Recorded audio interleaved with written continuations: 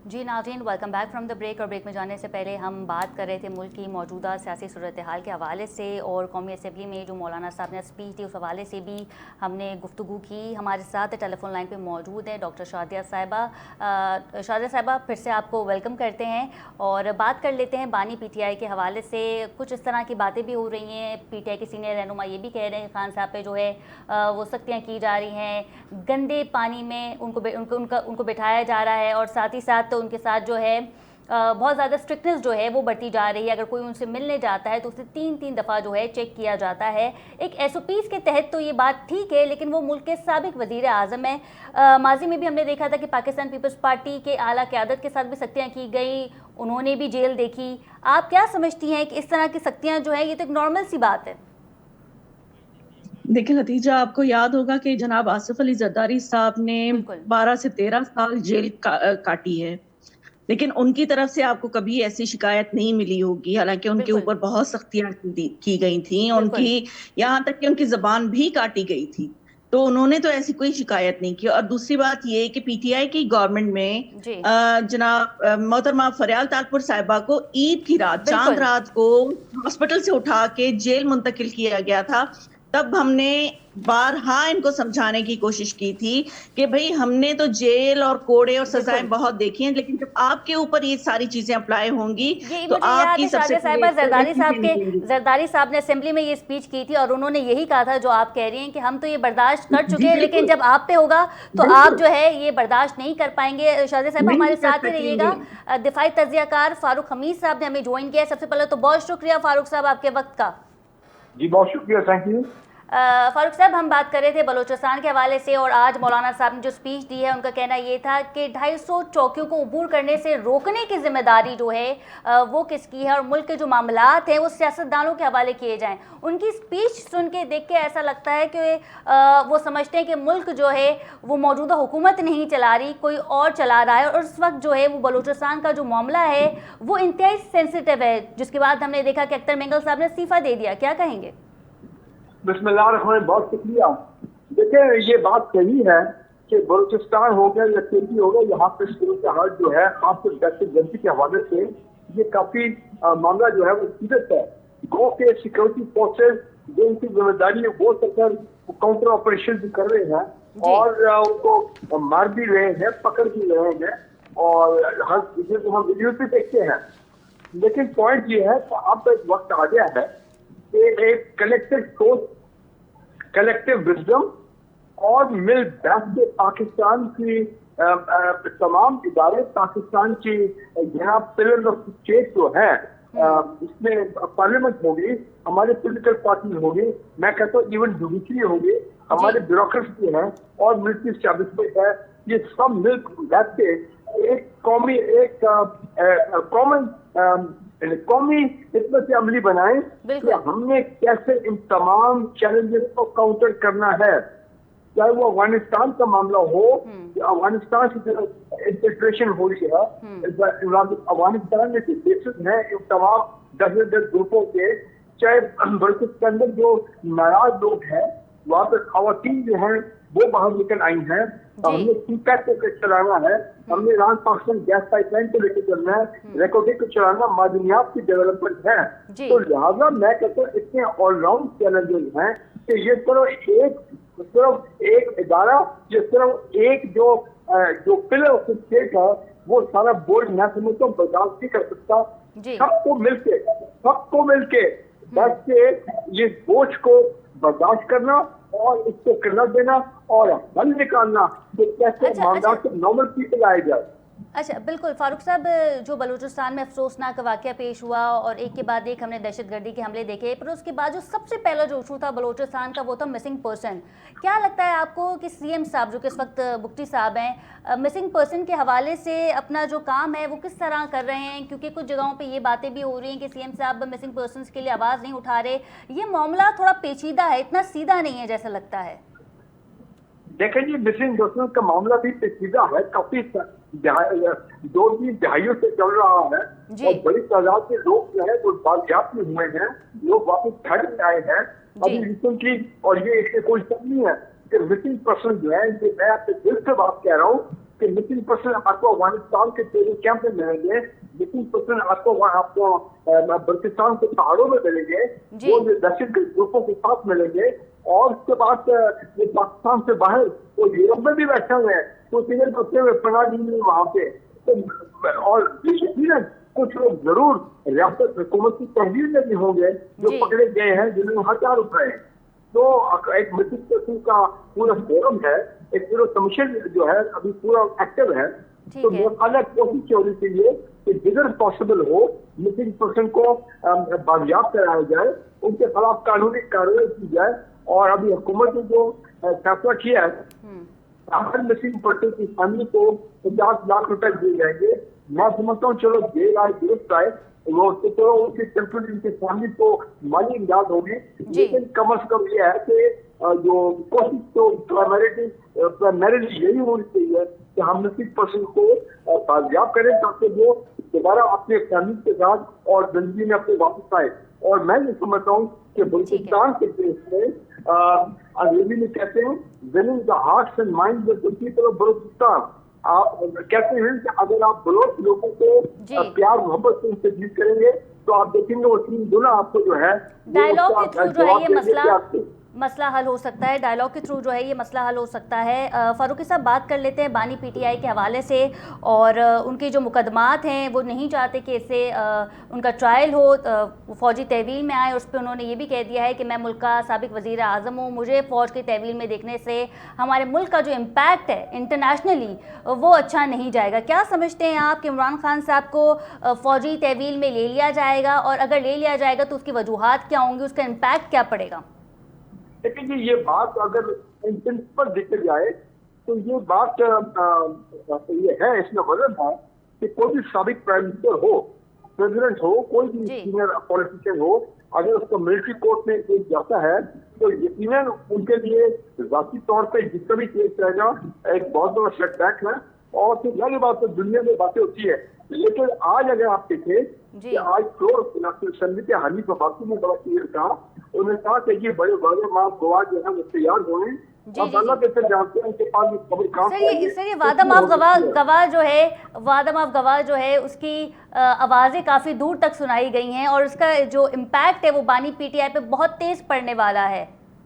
जी देखें, हाँ देखें, उन्होंने ये कहा है कि अगर आप, उन्होंने एक बड़ी इंपॉर्टेंट बात की है, ये लफ्ज़ माफी, अब ये सब कुछ जो घूम रहा है मामला वो माफी के घूम रहा है। तो वो उन्होंने क्या कहा, उन्होंने कहा कि मैं आपको लेके चलता हूँ, आप माफी मांगे तो मामला जो है वो कैसे हो। तो अब ये डिपेंड करता है। और इस्लामाबाद हाई कोर्ट से रिजू भी किया गया है, फारूकी साहब इस पे क्या कहेंगे? फारूक साहब, इस्लामाबाद हाई कोर्ट से रिजू भी किया गया है बानी पीटीआई की जानिब से कि मुझे फौज की तहवील में ना दिया जाए। हर एक शख्स का इंडिविजुअल कानूनी राइट है कि वो किसी भी कोर्ट ऑफ लॉ को अप्रोच कर सकता है, लेकिन इसका मतलब ये है कि अंग्रेजी में कहते हैं इसका मतलब कुछ ना कुछ तो उनको उन तक बात पहुंची होगी उनके अपने रफका की तरफ से और उनके वकील बुकरा की तरफ से कि जनाब तो इस तरह की बातचीत चल रही है कि आपको मिलिट्री कोर्ट में ट्राई करें। तो ठीक है, उनका ये बाकी अपना एक्शन है, तो इस्लामाबाद हाई कोर्ट में गए हैं, तो वो एक कानूनी मामला है, वो चलता है। लेकिन मैं फिर कहूंगा कि ये जो माफी वाला मामला है इसके ऊपर सूरत जो है वो अब इसका मामला हल होना चाहिए, क्योंकि ये माफी के लफ्ज में तमाम जो ये रिकॉन्सिलिएशन का और ये प्रोसेस है इसको सारा जो है अभी तक रुका हुआ इसकी वजह से। अच्छा, एक तो वादा माफ गवाह के हवाले से हम बात कर रहे हैं फारूक साहब, दूसरी जानिब पीटीआई अपना जलसा करने जा रही है 8 सितंबर को। क्या लगता है इन तमाम तर मामलात में सूरत हाल किस जानिब जाती नज़र आएगी? और अगर बात की जाए खुसूसन अली अमीन गंडापुर साहब की, तो उनके भी नाकाबिले गिरफ्तारी वारंट जो है वो जारी हो गए हैं, तो ये प्रेशर दिया जा रहा है पीटीआई पे कि आप जलसा मुलतवी कर दें, मनसूख कर दें, ना करें, प्रेशर बिल्ड किया जा रहा है। देखिए जी, बिल्कुल चीज हो सकता है, क्योंकि हमेशा वो कहते हैं गंडापुर साहब के, वो कहते हैं बड़ी तादाद में लोगों को लेके आएंगे अपना केपी से, और केपी में आपको पता पीटीआई की दमक है, तो लिहाजा केपी और अपना पंजाब के जो बॉर्डर वाला एक जगह है हदबंदी जो है वहां पे, तो वो उनको कुछ चेक करने वाला नहीं है, पुलिस तो उनकी है, सब बाकी जा रहे हैं। लेकिन उसके बाद तो फिर वो इस्लामाबाद टेरिटरी में एंटर करते हैं। ये संज्ञानी जो है तकरीबन 10 किलोमीटर दूर है ये इस्लामाबाद से जी। एक जगह है छोटा सा कस्बा, लेकिन भारत वो अगर बड़ा जश्न करते हैं तो वो जरा उनको मतलब इत्मीनान होता है कि जनाब लोग निकले हैं। लेकिन बात मैं फिर कहना चाहता हूँ कि ये जलसा जुलूस और ये तमाम चीजें जो हैं, ये इन्होंने पाकिस्तान की जो नॉर्मलाइजेशन है, जी। सियासी नॉर्मलाइजेशन है, इकोनॉमिक स्टेबिलिटी है, ये जो हमारे रास्ता जिसका हम चलना चाहते हैं और चल रहे हैं, वो सब से जो है अफेक्ट होती है इन तमाम जलसे जुलूसों से। हालात तो ये होने लेकिन चाहिए, पुरअमन हो। फारूक साहब, लोग ये भी कहते हैं कि हम सियासी जमात हैं और जलसा करना हमारा हक है, एहतजाज करना हमारा हक है। आइन ने, कानून ने, हमने इस चीज़ की इजाज़त दी है, हमने आइन और कानून ने हमें इस चीज़ की इजाज़त दी है। जी सर। देखिए वो बात ठीक है, आइन और कानून इजाजत देता है अपना प्रोटेक्ट के लिए, लेकिन ये बात हमें समझनी चाहिए कि पीटीआई और इस्लामिक रियासत के दरमियान बहुत ही गंभीर ताल्लुकात है। और मैंने कहा वो लफ्ज है, इसकी वजह से ये मामला सुधर नहीं रहे, और वो लफ्ज है माफी। जब तक माफी का कोई फैसला नहीं होगा तो उस जगह तक मैं हालात ऐसे ही देख रहा हूँ सियासी तौर पे पीटीआई के हवाले से। ठीक है, शाज़िया साहिबा को रुक कर लेते हैं। शाज़िया साहिबा, हम बात कर रहे हैं 8 सितंबर के जलसे के हवाले से। क्या लगता है पाकिस्तान पीपल्स पार्टी को कि पीटीआई को जलसा करने देना चाहिए? इजाज़त तो मिल गई है आज की तारीख में, लेकिन कुछ ऐसे सीनियर अरकान भी हैं नून लीग से जो ये कहते हैं कि ऐसा लगता नहीं है कि 8 तारीख को पीटीआई अपना जलसा कर पाएगी। देखिए जी, पाकिस्तान पीपल्स पार्टी हमेशा जमहूरियत को कायम रखने वाली पार्टी रही है और डायलॉग के लिए भी हमेशा वो तैयार रहती हैं। तो मैं समझती हूँ कि जलसा या प्रोटेस्ट जो है वो एक जमहूरियत का हुस्न होता है। तो अगर वो जलसा करना चाहते हैं, लेकिन पीटीआई की एक चीज है कि उनकी श्योरिटी कोई नहीं दे सकता, ना कोई ले सकता है कि वो पुरअमन जलसा करेंगे।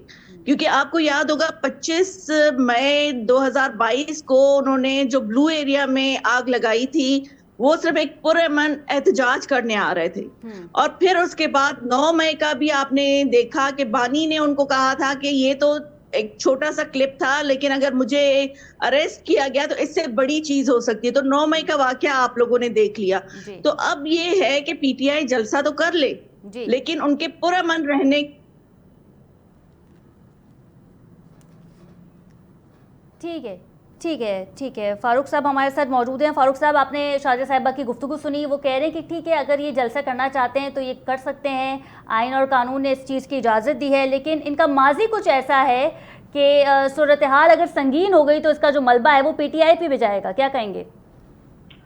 देखिए जी, बात सही है कि जब इतने बड़े पैमानों पे बड़ी तादाद में लोग आए केपी से, पंजाब से, लोकल इलाकों से जलसे के लिए, और खुदा न खास्ता अगर वहाँ पे कोई सरपसंद लोग जो हैं जो चाहते हैं कि पाकिस्तान में इंतशार हो, जो चाहते हैं पाकिस्तान में आग लगे, और अगर वो वहाँ पे किस किस्म का हरकत करते हैं जिससे बड़े पैमाने पर अल्लाह ना करे तो कोई तबाही हो जाए या बड़ी जानी नुकसान हो जाए, तो फिर आप मुझे और लॉ इन्फोर्समेंट एजेंसी हैं वो भी इसमें इन्वॉल्व हो जाए फिर हाल को कंट्रोल करने में, तो फिर ये अपना डर जो है ये हैबिट तो रहता है मुझका।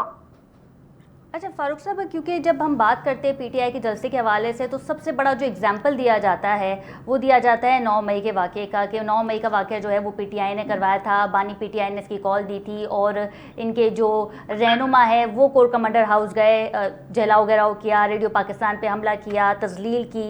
लेकिन पीटीआई आज भी, बानी पीटीआई खुद इस बात को मानने के लिए तैयार नहीं है और एक ही बात को बार बार रिपीट किए जा रहे हैं कि आप हमें CCTV फुटेज ला के दे दें जिसपे हमारे रहनुमा जो है वो तोड़फोड़ करें। 9 मई के वाकये में हम मुलविस ही नहीं थे। देखिए जी, बात यह है जो बेसिक प्लेटफॉर्म था प्रोसेशन का वो PML का तो नहीं था ना, वो पीपल्स पार्टी का तो नहीं था, वो तो पीटीआई का था। इसको तो आप बिना कोई डिनाई नहीं कर सकता।